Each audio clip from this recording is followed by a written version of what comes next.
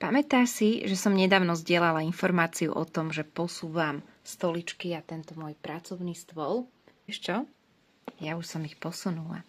Dokonca ich posúvam jednej z vás. Možno sa pýtaš, prečo ich teda posúvam, keď sa mi tak páčia. Toto je dôvod. Ideme meniť stoličky u nás doma. Rozhodla som sa, že tieto parádne farebné stoličky, ktoré boli doteraz v našom byte s dobrou náladou, ako ho nazval Nový čas bývanie, kedy pred pár rokmi boli u nás na reportáži, tak práve tieto stoličky posúvam ku mne do ateliéru. Už teraz sa teším, ako farebne zapadnú do môjho ateliéru. Rovnako sa teším aj na tie nové, ktoré pribudnú u nás doma. Vybrali sme si tieto krásne retro jedalenské stoličky s minimalistickým dizajnom od slovenskej spoločnosti, ktorá je na trhu už vyše 20 rokov. A ja sa veľmi teším, že podporíme slovenskú výrobu.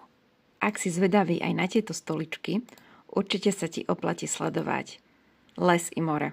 Ja ti určite ukážem viac.